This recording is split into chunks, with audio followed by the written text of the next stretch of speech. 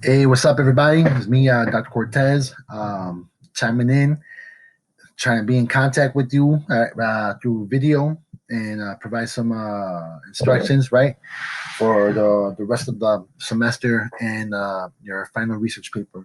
First and foremost, I hope you and your family and all your loved ones are doing well during this time. I know this is crazy, surreal. I know for me, luckily, thank God I'm doing well. My family's doing well. I have my place, I have my job, so I'm good. The only thing that's been challenging is just this.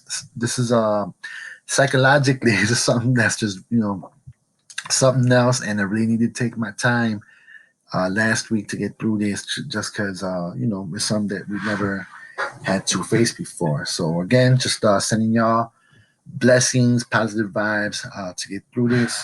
I hope you are taking care of your minds, your spirits, and your mind, spirits, and bodies, right? And it's my first time doing this, so I apologize, if I'm not being too concise with what I'm trying to say, but it's all good. So here I'm just sending the video with instructions for the professional development workshop that you're going to design based on your results, right? And I just wanted to say a few things first, though. So hope all is well. Take care of yourselves. The results and findings were due yesterday. I know because schools have been closed. Maybe some of you have not been able to get your data, so we may have to restructure, right? What is it that you're trying to collect based on that? So some of you, if you haven't collected your data for whatever reason, please email me as soon as possible. I will review. We'll look for the emails today and tomorrow. Like I said, I haven't been responding to emails just because I've been looking at my emails. I've been taking care of myself first and foremost, but now I'm ready to engage in this class, right? So yes, results and findings were due yesterday, and if you are having problems with data collection, just send me an email. Um, I'm trying to think what else. Oh, and most importantly, what I forgot to mention was if you did not read my email yesterday, I decided to cancel the PowerPoint presentation. So you're not expected to put together a PowerPoint presentation. We're just going to focus on the final research paper for the class. And the reason I did that is because I'm just trying to minimize the work that you're expected to do for the class, and we can focus on that, and hopefully everybody can get an A in class, right? A good grade. So in terms of the PD workshop that's due next week, actually it's due in 2 weeks. So I don't know if CPS still has spring break just because of the changes of the schedule, but it's still going to be due in 2 weeks. I'm going to give you time to work on that. And when you think about it, so all we need to do is you just do the professional development workshop, and then after that, it's pretty much your whole paper, right? You'll work on your appendix, your references. You will work on your on part one, which is like the title page and your abstract and all that. And I'm going to cover that next week, right? I'll send you a video on that. So I want to help guide you through this. And again, if you have any questions or concerns, you can just email me and I will be responding to them. So PD workshop next week, and in terms of the PD, that's actually a key component of the participatory action research design that we've been using all semester long. And the purpose of that, right, was to get insight through your surveys from people who you think can give you, insight based on their experiences in your schools, and then I want you to look and review, right, your results and your findings, and take what you think is missing and what people are looking for in terms of support, and maybe different ways of doing things, and depending on your topic, and include that in your PD, include that in your professional development workshop, right? So again, and before I go over the components of the PD, I want to let you know that there are I do have a file, a document um, that is available in the sample section on D2L. And I think it's probably like 3 or 4 different samples that you can look at, so you can have an idea of what I'm looking for in terms of your professional development workshop, right? So let me jump over real quick, and you can look in your syllabus in part 8, right? And I believe it's page 14. It is page 14. So I'm just going to read what I have listed there. It says, provide a minimum of 2 skills, knowledge goals for the school.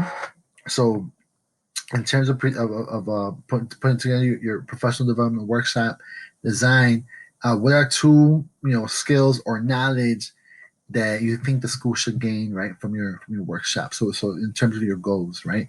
The second part is providing a minimum of 2 goals for individual teachers and explain the specific characteristics of the target audience. So again, so the first one is in general, what is it that your school should learn or take away from your professional development workshop, right? And then the second part is goals for teachers, right? Individual, specific goals or skills that you want them to pick up.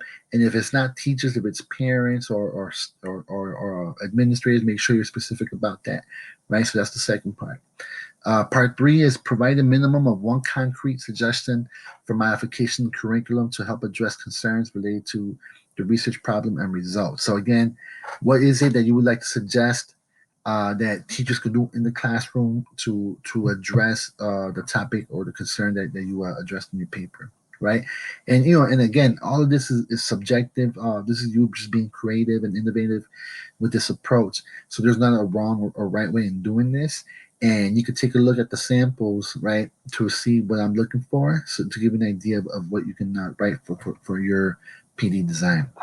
The fourth part is provide a minimum of 3 activities the researcher will facilitate to help address concerns related to the research problem and results. So again, this is just think about 3 activities that you think will be great to do to respond, right, to the results from your data collection and to help improve the situation of your topic in your school.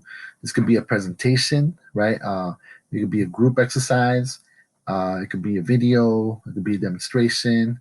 It could be a guest speaker, etc., etc. It could be, you could be creative and include whatever it is that you want, but you need to include at least 3 separate activities, right, to be part of the PD presentation. Keep in mind that different students have done that differently. They've done 3 activities in 1 workshop. Some folks have actually they designed it with three separate activities, and each of them were separate workshops. And other students have done like year-long PDs throughout the academic year. So again, it's up to you how to design that. But what I'm looking for is at least 3 activities, right, that you would like to include in your PD that helps address, right, not only the results of your research paper, but to help seek improvement of the situation of your topic in your school, right? So for each item that you identify out of these 3 activities, explain the main ideas for each activity and how you support the main goal set forth above, right? A minimum of 3 sentences for each activity is required. So at least 3 sentences, describing what each activity is what's required. If I have less than that, I'm going to ask you to redo it and resubmit. So let's right, let's make sure we get it right. You could write more than 3 sentences, of course. I've had people give me 5 pages of of PDs, but that's fine. That's fine. It's totally up to you. Write the more detailed and elaborate. That's fine. That's totally up to you. But what is required is at least 3 sentences for each activity that you list. And then 6 is identify the assessment tool you will use to determine if your PD workshops have helped improve the areas you address. For example, will you use the attendance, academic performance, a survey, right? And so you could check in and see if the PDs were helpful in your school. And this is you just you're not actually doing this, but you're actually just putting in, this is the tool I'm going to use to assess if there's been any difference after our PDs, right, took place. So example, if you're doing something like the wellness of the camaraderie within teachers in the school, we have these workshops, and then maybe like a semester later, you have a survey to see where folks stand in terms of their feelings of camaraderie among each other, right? So that's just one example. And then 7 is identify when and how often you plan to assess the changes you have initiated. So again, this assessment that you're trying to do, if you want to look at the attendance, you're going to look at academic performance, if you're going to do a survey, and this is just a real simple thing. Will it be every year, every semester, right? Every beginning of the year or end of the year? That's all you have to say. It's pretty much to the point. So those are the 7 parts of your PD design. Take a look at the final research paper sample that I have available, and also look at the sample section, because I do have I think like 3 or 5 different samples for you to look at, just to give you some ideas of what I expect. I encourage you to be innovative, creative, right, in terms of how you can design your PD workshop. And you are the one that know your school better than anybody in this class. So you're the expert, right? And to be honest, I love it when folks are innovative.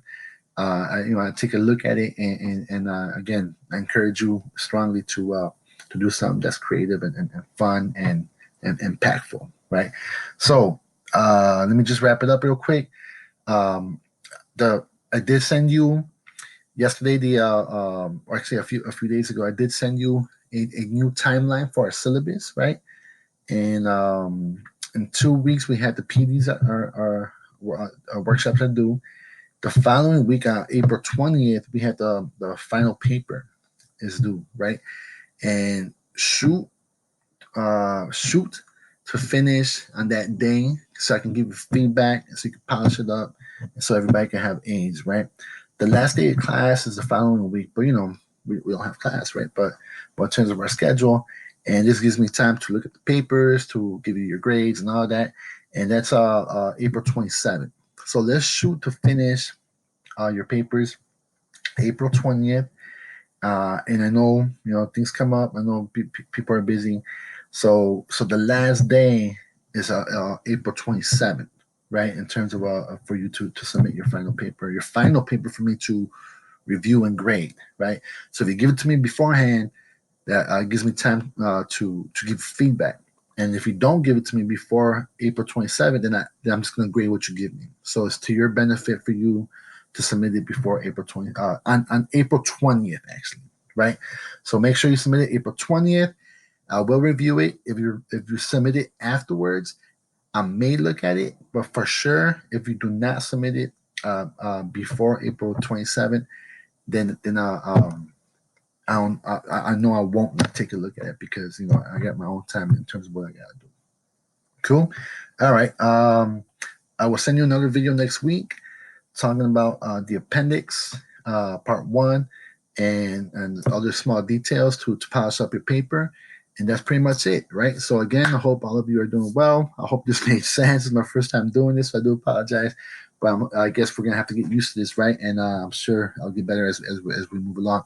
So sending y'all much love, right? Blessings, positive energies, and please, please, please take care of yourself. Do your stretches, do your breathing, meditate, visualize yourself and being in calm and peace, because yeah, we're going through some shit, y'all. So again, much love to all of you, right? Take care. Bye bye.